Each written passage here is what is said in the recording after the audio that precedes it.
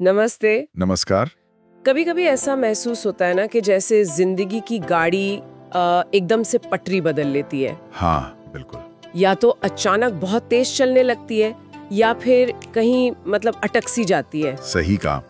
बड़े अप्रत्याशित मोड़ आते हैं। तो ज्योतिष की नजर से देखें तो इन बड़े बदलावों के पीछे अक्सर एक मजबूत कारण बताया जाता है, राहु की महादशा। जी हाँ। आज हम इसी पर थोड़ी गहराई से बात करने वाले हैं, समझेंगे कि हमारे ज्योतिषीय स्रोत इस बारे में क्या कहते हैं। बिल्कुल। देखिए, वैदिक ज्योतिष में राहु को एक छाया ग्रह माना गया है। छाया ग्रह? हाँ, मतलब ये कोई भौतिक पिंड नहीं है जैसे कि मंगल या शुक्र। ये दरअसल चंद्रमा की कक्षा का एक, आप कह सकते हैं, गणितीय बिंदु है। अच्छा। लेकिन इसका प्रभाव वो बहुत गहरा माना जाता है, खासकर हमारी इच्छाओं पर।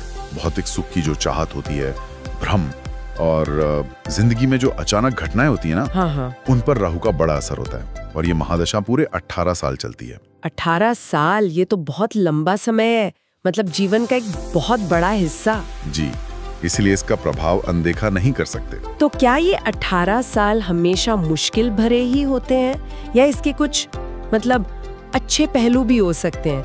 स्रोतों में क्या मिलता है इस पर? ये बहुत अच्छा सवाल है। राहु हमेशा बुरा नहीं होता। देखिए, अगर कुंडली में राहु की स्थिति अच्छी है। अच्छी स्थिति मतलब शुभ भावों में बैठा है, कुंडली के उन हिस्सों में जो जीवन के सकारात्मक पहलू दिखाते हैं, जैसे धन, करियर वगैरह, तो यही 18 साल अप्रत्याशित कामयाबी दिला सकते हैं। अरे वाह! जैसे कि अचानक कहीं से पैसा आ गया, विदेश जाने के मौके बन गए, समाज में रुतबा बढ़ गया, ये सब शुभ राहु दे सकता है। ये तो काफी दिलचस्प है। मतलब जो ग्रह भ्रम और क्या कहते हैं उलझन से जुड़ा है, वो सफलता भी दे सकता है। हाँ बिल्कुल, क्योंकि शुभ राहु व्यक्ति को लीक से हटकर सोचने की ताकत देता है। अच्छा? गहरी और रणनीतिक सोच।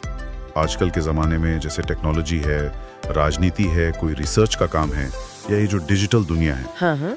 जहाँ नए आइडिया और थोड़ी माया या चतुराई की जरूरत होती है, वहाँ राहु विशेष सफलता दिला सकता है। ऊंचे पद मिलना, अंतरराष्ट्रीय संपर्क बनना, ये सब भी संभव है।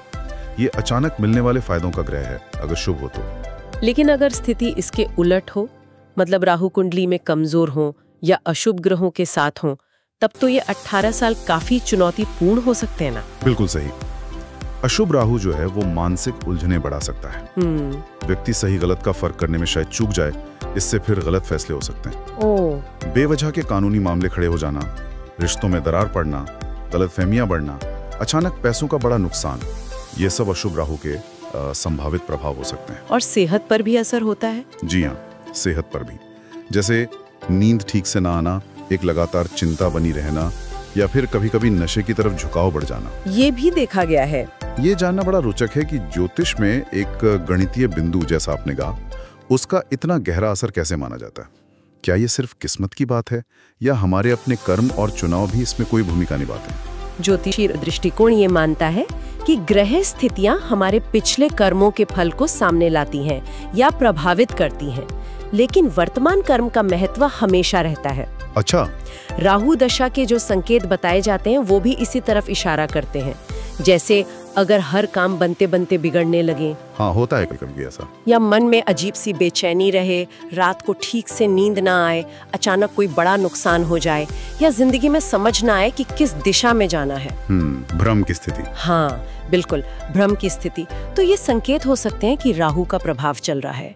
ये एक तरह से कर्मों का हिसाब सामने लाने वाला समय भी कहा जा सकता है। अगर किसी को ऐसे संकेत महसूस हो रहे हो और लगे कि हाँ, ये दशा शायद परेशानी ला रही है, तो क्या ज्योतिष में इसे संभालने के लिए, इसके प्रभाव को कम करने के लिए कुछ उपाय भी सुझाए गए हैं? हाँ, बिल्कुल, कई उपाय बताए गए हैं। ज्योतिषीय मान्यताओं के अनुसार कुछ दान पुण्य की काम है, जैसे शनिवार को काले तिल और सरसों के तेल का दान करना। शनिवार को ही क्यों? शनिवार शनिदेव का दिन है और शनि को राहु के दुष्प्रभावों को नियंत्रित करने में सहायक माना जाता है। अच्छा।